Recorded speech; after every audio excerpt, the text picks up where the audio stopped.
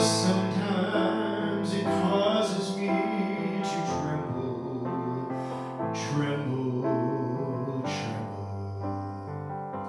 And were you there when they laid him in the tomb?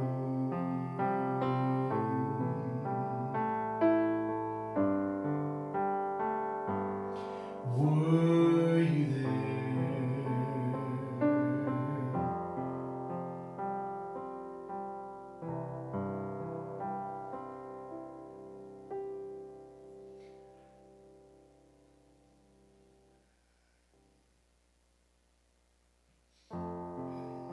There is a slide for this next song if you want to sing along.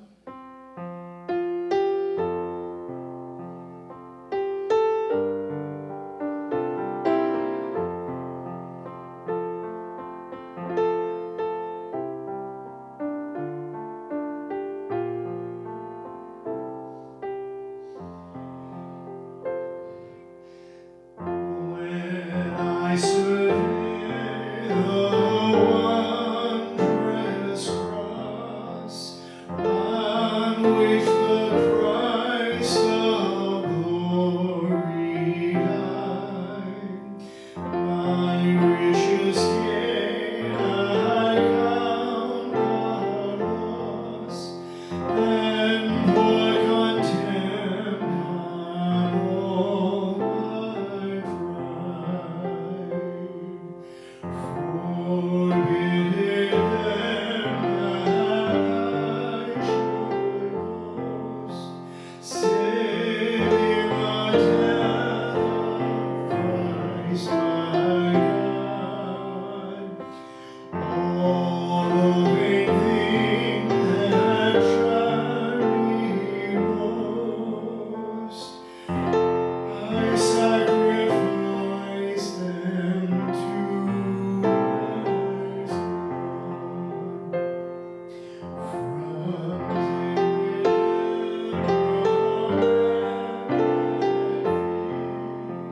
sorrow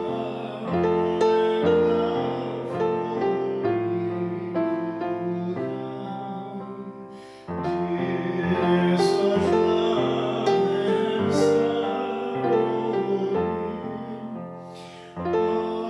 thorns compose so rich a crown. Were the whole realm of nature mine, that were present far too small.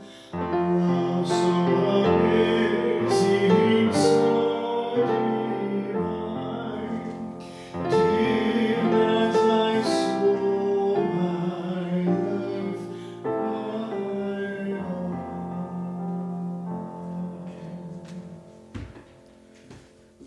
Friends, we now move into the tender moments of the Tenebrae service where we will hear and walk with Jesus towards the cross. And yeah, I can tell the story all I want up here, but it's the community that tells the story, your community, our community. And as we hear the words of Jesus' walk towards the cross, we will extinguish the flame as the folks extinguish the life out of Jesus in those moments. And every so often we will sing a hymn, O Sacred Head Now Wounded, after some of our reading. So I invite our readers to come forward as we head with Jesus towards the cross.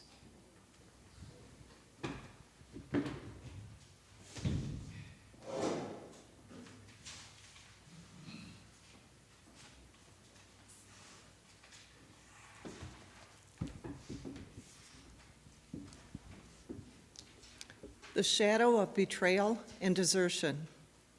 Matthew chapter 26, verses 20 through 25. When it was evening, Jesus took his place with the 12, and while they were eating, he said, "Truly, I tell you, one of you will betray me." And they became greatly distressed and began to say to him one after another, "Surely not I, Lord." He answered, "The one who has dipped his hand into the bowl with me will betray me. The Son of Man goes as it is written of him, but woe to the one by whom the Son of Man is betrayed. It would have been better for that one not to have been born." Judas, who betrayed him, said, "Surely not I, Rabbi." He replied, "You have said so."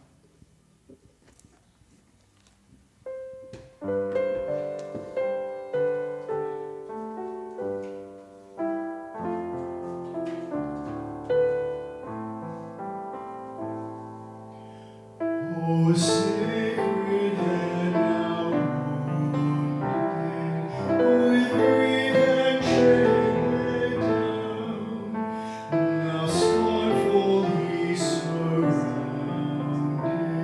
with thorns thy only crown.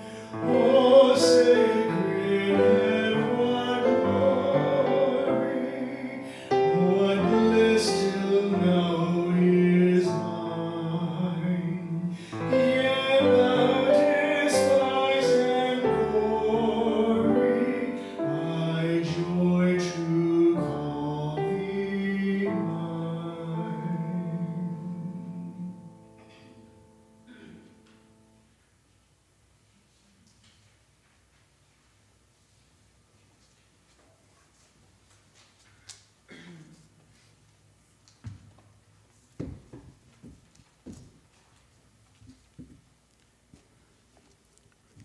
From Luke, chapter 22, verses 39 through 44. He came out and went, as was his custom, to the Mount of Olives, and the disciples followed him. When he reached the place, he said to them, "Pray that you may not come into the time of trial." Then he withdrew from them about a stone's throw, knelt down and prayed, "Father, if you are willing, remove this cup from me, yet not my will, but yours be done." Then an angel from heaven appeared to him and gave him strength. In his anguish he prayed more earnestly, and his sweat became like great drops of blood falling down on the ground.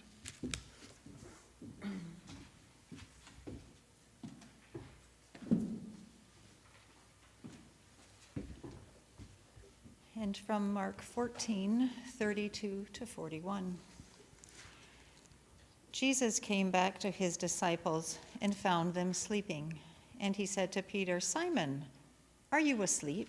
Could you not keep awake 1 hour? Keep awake and pray that you may not come into the time of trial. The spirit indeed is willing, but the flesh is weak." And again he went away and prayed, saying the same words. And once more he came and found them sleeping, for their eyes were very heavy, and they did not know what to say to him. And he came a third time and said to them, "Are you still sleeping and taking your rest? Enough. The hour has come. The Son of Man is betrayed into the hands of betrayers."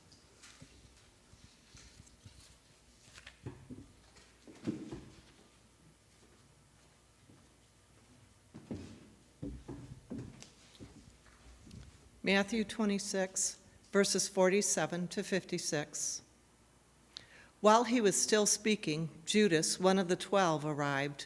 With him was a large crowd with swords and clubs from the chief priests and the elders of the people. Now the betrayer had given them a sign saying, "The one I kiss is the man, arrest him." At once he came up to Jesus and said, "Greetings, Rabbi," and kissed him. Jesus said to him, "Friend, do what you are here to do." Then they came and laid hands on Jesus and arrested him. Suddenly, one of those with Jesus put his hand on a sword, drew it, and struck the slave of the high priest, cutting off his ear. Then Jesus said to him, "Put your sword back into its place, for all who take the sword will perish by the sword. Do you think that I cannot appeal to my Father, and he will at once send me more than 12 legions of angels? But how then would the scriptures be fulfilled, which say it must happen in this way?" At that hour, Jesus said to the crowds, "Have you come out with swords and clubs to arrest me as though I were a bandit? Day after day I sat in the temple teaching, and you did not arrest me. But all this has taken place so that the scriptures of the prophets may be fulfilled." Then all the disciples deserted him and fled.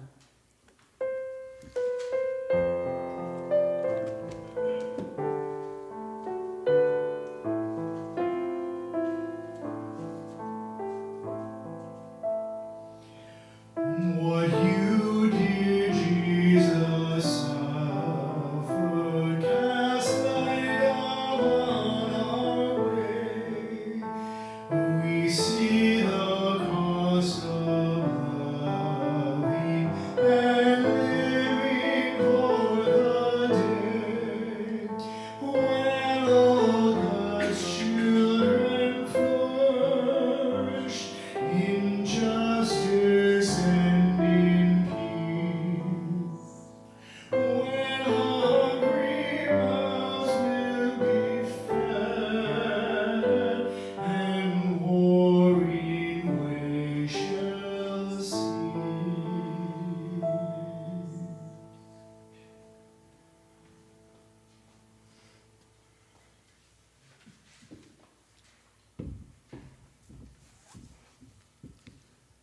The denial, shadow of the cross, and the crucifixion. Luke chapter 22, verses 54 through 57. Then they seized Jesus and led him away, bringing him into the high priest's house. But Peter was following at a distance. When they had kindled a fire in the middle of the courtyard and sat down together, Peter sat among them. Then a female servant, seeing him in the firelight, stared at him and said, "This man also was with him." But he denied it, saying, "Woman, I do not know him."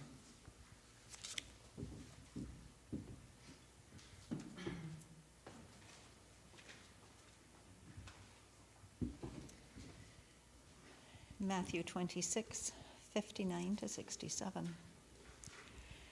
Now the chief priests and the whole council were looking for false testimony against Jesus so that they might put him to death. But they found none, though many false witnesses came forward. And at last 2 came forward and said, "This fellow said, I am able to destroy the temple of God and to build it in 3 days." And the high priest stood up and said, "Have you no answer? What is it that they testify against you?" Jesus was silent. Then the high priest said to him, "I put you under oath before the living God. Tell us if you are the Messiah, the Son of God." Jesus said to him, "You have said so. But I tell you, from now on you will see the Son of Man seated at the right hand of power and coming on the clouds of heaven." Then the high priest tore his clothes and said, "He has blasphemed. Why do we still need witnesses? You have heard his blasphemy. What is your verdict?" And they answered, "He deserves death." And then they spat in his face and struck him, and some slapped him.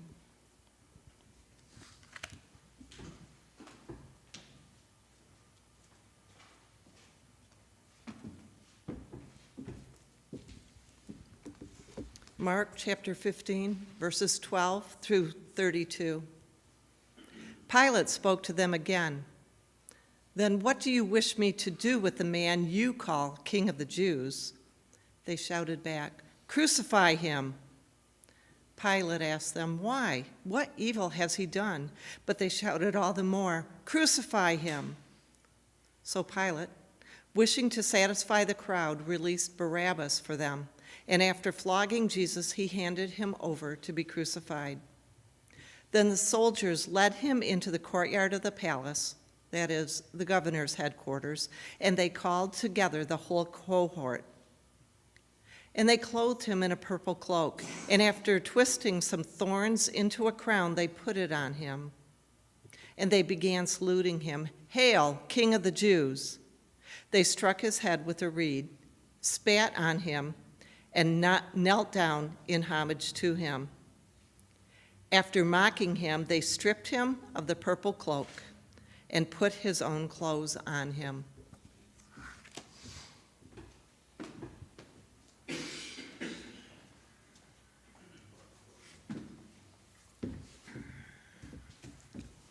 Then they led him out to crucify him. They compelled a passerby who was coming in from the country to carry his cross. It was Simon of Cyrene, the father of Alexander and Rufus. Then they brought Jesus to the place called Golgotha, which means the place of a skull, and they offered him wine mixed with myrrh, but he did not take it. And they crucified him and divided his clothes among them, casting lots to decide what each should take. It was 9:00 in the morning when they crucified him. The inscription of the charge against him read, "The King of the Jews." And with him they crucified 2 bandits, one on his right, one on his left. Those who passed by derided him, shaking their heads and saying, "Aha, you who would destroy the temple and build it in 3 days, save yourself and come down from the cross." In the same way, the chief priests, along with the scribes, were also mocking him among themselves and saying, "He saved others. He cannot save himself. Let the Messiah, the King of Israel, come down from the cross now so that we may see and believe." Those who were crucified with him also taunted him.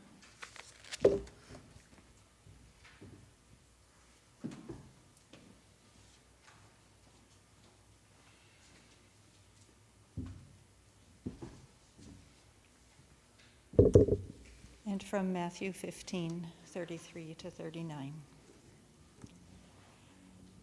When it was noon, darkness came over the whole land until 3 in the afternoon. And at 3:00 Jesus cried out with a loud voice, my God, why have you forsaken me?" And when some of the bystanders heard it, they said, "Listen, he's calling for Elijah." And someone ran and filled a sponge with sour wine and put it on a stick and gave it to him to drink, saying, "Wait, let's see whether Elijah will come to take him down." Then Jesus gave a loud cry and breathed his last. And the curtain of the temple was torn in two from top to bottom. Now when the centurion who stood facing him saw that in this way he breathed his last, he said, "Truly, this man was God's son."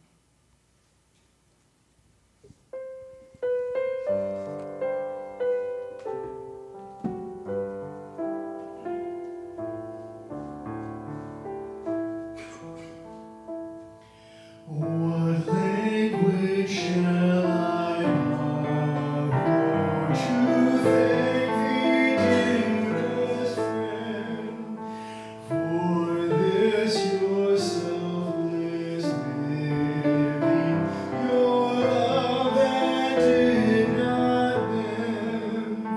May my life bless all people, may my love bring you praise. Not all may share God's blessing, not all would know God's grace. I now invite you to join me in the Lord's Prayer and of whatever tradition and whatever language you find comfortable with the Spirit. Our Creator, who art in heaven, hallowed be thy name. Thy kingdom come, thy will be done on earth as it is in heaven. Give us this day our daily bread, and forgive us our trespasses as we forgive those who trespass against us. And lead us not into temptation, but deliver us from evil. For thine is the kingdom, and the power, and the glory. Friends, let give me Jesus be our benediction.